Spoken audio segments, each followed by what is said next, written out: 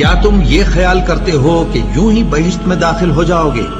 اور ابھی تم کو پہلے لوگوں کی سی مشکلیں تو پیش آئی ہی نہیں۔ ان کو بڑی بڑی سختیاں اور تکلیفیں پہنچیں اور وہ صعوبتوں میں ہلا ہلا دیے گئے، یہاں تک کہ پیغمبر اور مومن لوگ جو ان کے ساتھ تھے سب پکار اٹھے کہ کب اللہ کی مدد آئے گی۔ دیکھو اللہ کی مدد ان قریب آیا چاہتی ہے۔ کیا تم نے یہ سمجھا تھا ام حسبتم ان تدخلوا الجنہ، کیا تم نے یہ سمجھا تھا کہ جنت میں داخلہ مل جائے گا، جنت میں داخل ہو جاؤ گے؟ ولما یاتکم، ابھی تک تو تم پر وہ باتیں آئی ہی نہیں، وہ کیفیات، وہ امتحانات، وہ شدائد، وہ مصائب، وہ ابتلاءات آئے ہی نہیں۔ مثل الذین خلوا من قبلکم، جیسے کہ ان لوگوں پر آئی تھی جو تم سے پہلے تھے۔ مستھم البأساء، انہیں گھیر لیا آ کر سختیوں نے۔ سختیاں ہر طرح کی ہو سکتی ہیں، لیکن خاص طور پر باسا کا لفظ آتا ہے فقر اور فاقہ، بھوک کی سختی۔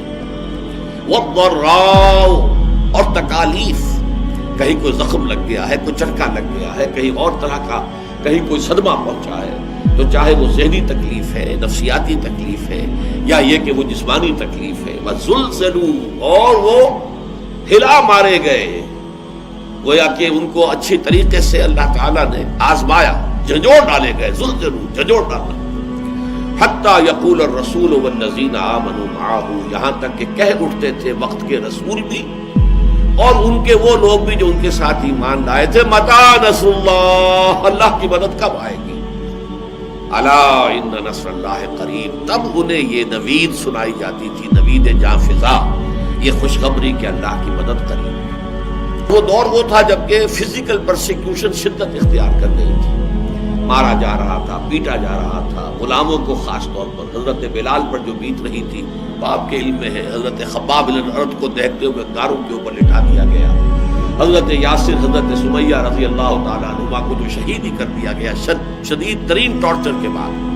تو یہ جو حالات تھے کہ جن سے اہل ایمان دو چار تھے اس وقت، تو کچھ لوگوں کے دلوں میں کوئی اضطراب پیدا ہو گیا، ارتعاش سا پیدا ہو گیا ان کے اعصاب میں، اور حضور کے پاس حاضر ہوئے۔ یہ بخاری شریف کی روایت ہے، اور اس کی راوی کون ہے؟ خباب بن الارت، جن کے ساتھ وہ واقعہ پیش آیا تھا کہ ننگی پیٹھ انہیں دہکتے ہوئے انگاروں پر لٹایا گیا تھا، کہ وہ پیٹھ کی کھال جلی اور اس کی چربی پگھلی تو اس سے وہ انگارے ٹھنڈے ہوئے۔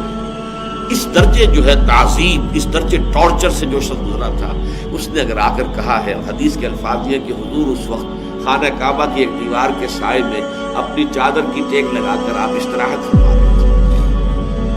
تو ہم حاضر ہوئے، ہم نے عرض کیا حضور اب تو یہ مصائب ناقابل برداشت ہوتے جا رہے ہیں، الا تدعو لنا، آپ ہمارے لیے دعا نہیں کرتے کہ اللہ تعالیٰ کی طرف سے نصرت آ جائے؟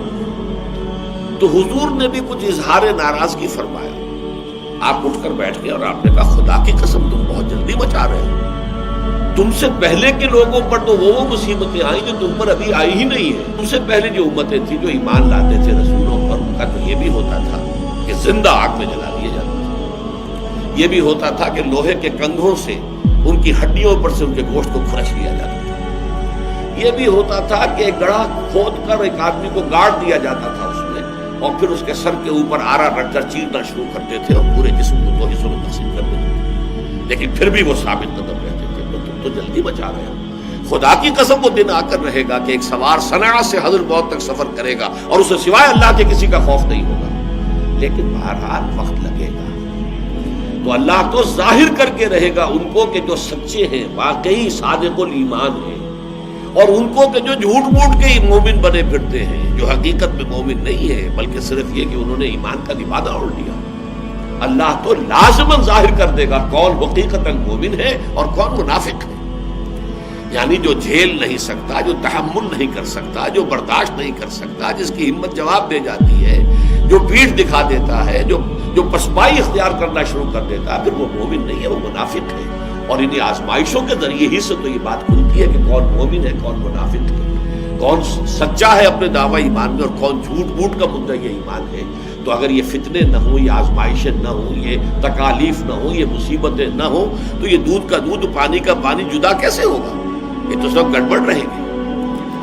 یہ ہے اصل میں وہ مستقل مضمون اس قرآن حکیم کا کہ صاحب ایمان کے لیے لازمن ابتلا، امتحان، آزمائش، بلکہ اس کو نوٹ کر لیجئے، جس کا جتنا اونچا مقام ہوگا اتنی ہی بڑی آزمائشیں اس پر آئیں گی، اتنے ہی سخت تر امتحانات سے اس کو گزرنا ہوگا۔ جس کی سب سے بڑی مثال جو آئی ہے وہ حضرت ابراہیم علیہ السلام کے ذات مبارکہ ہے، کیسے کیسے امتحانات سے وہ گزرے ہیں۔ وَإِذِ ابْتَلَىٰ إِبْرَاهِيمَ رَبُّهُ بِكَلِمَاتٍ فَأَتَمَّهُنَّ قَالَ إِنِّي جَاعِلُكَ لِلنَّاسِ إِمَامًا۔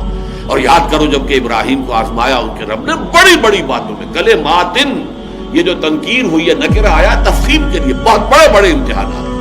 اکلوتا بیٹا 87 برس کی عمر میں دعائیں مانگ مانگ کر لیا، آخری امتحان یہ تھا اس بوڑھے کا، اس ضعیف کا، 87 برس کی عمر میں بیٹا ہوا ہے، اور اب 13 برس کا بیٹا ہو گیا ہے، وہ بوڑھا 100 برس کا اور اکلوتا بیٹا۔ فرمایا ذبح کر دو، اور وہ ذبح کرنے کے لیے تیار ہو گیا۔ یا ابراہیم قد صدقت الرؤیا انا کذالک نجزی المحسنین۔ گویا کہ ممتحن جو ہے اس کی بس ہو گئی ہے، جس کا امتحان لیا جا رہا تھا وہ یہاں بھی پیچھے نہیں ہٹا، آخری جو ہے ممتحن کو کہنا پڑا ہے اے ابراہیم بس کرو، بس ہمارا امتحان پورا ہو۔